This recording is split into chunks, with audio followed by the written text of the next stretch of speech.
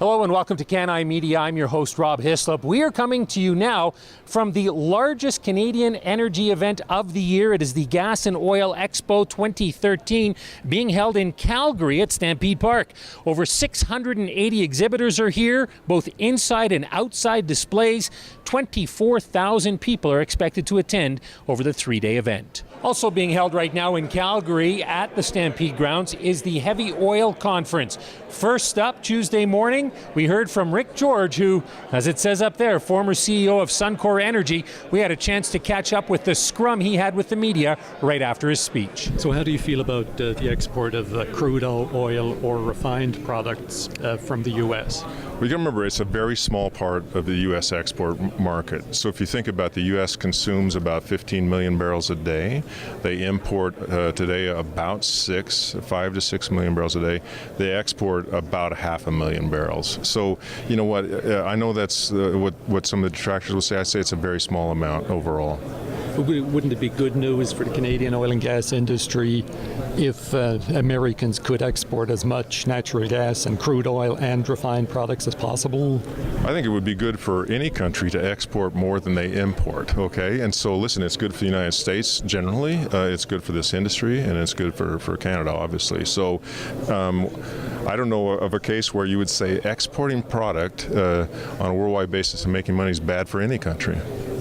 Mr. George, what was the message you'd like people to take away from your address here this morning? Well, you know, optimism, I guess. Optimism around the fact that this is a great industry, it's a caring industry, and it's an industry that has a lot of change going on that are going to improve things like environmental performance and provide great energy to consumers. You also wanted people to change their focus to look at the big picture instead of just sort of worrying about things on a regional or provincial or territorial basis. I mean, I guess you always have that hope, don't you? Why is that? Why is it important that they think big picture? Because this is something that's important to the country? Because it's important to society, right? And you got to think beyond your own individual wants and desires and think again about what's best for this country. Too often these days we tend to be more siloed than that. Mr. George, the ERCB has out a report suggesting that the companies that were covered by Directive 74 have not performed up to what it specifically asked for during the first 2 years of the program. I was just wondering if you could talk a bit about that and why companies like Suncor had trouble with that. You know what, first I won't talk about Suncor. I'm no longer the CEO. You should talk to them. And so I don't have any direct knowledge. You need to talk to somebody. Well, you know what, I actually don't have current knowledge. So.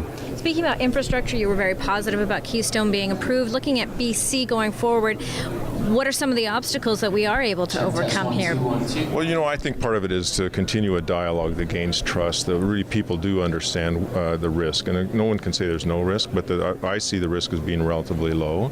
But there needs to be a whole respectful dialogue around that actually engages people and gets out of this emotional state more to a state of again, what's best for society, what can be done to prevent any incidents, and where we go from here. But it seems as though the province wants these economic benefits. How can industry respond to that? Listen, I think the country wants the benefits. I think that's kind of the point I was trying to make, is it's good for this country, not just for a single province. So that would just come through royalties and so forth, no additional type of benefit? One thing we know is BC needs jobs, particularly in the northern part of the province. This is one great way to kind of get jobs into communities that need jobs. How long do you carry on that dialogue before maybe you miss the opportunity of market access? Oh, yeah, it has a limited time frame. The market will solve this one way or the other. You're absolutely right, and I can't tell you how long that is, but it's not decades for sure. What's tougher these days, getting the oil out of the ground or the PR battle that you're waging? You know, they're both challenging. I would say they're both challenging. That's a great question, by the way. So I think they're both challenging, but this industry, listen, it's done a great job. What we haven't necessarily done a good job is telling our side of the story. Mr. George, you talked about driving down costs and controlling costs. Now, with lots and lots of projects still on the go, it seems like the worker shortage isn't going to solve itself. How do you see, what are the steps that people... I think companies have got to plan better. They got to use new technologies. You got to make sure you're as efficient as you can with each dollar and each hour spent on operations or on construction.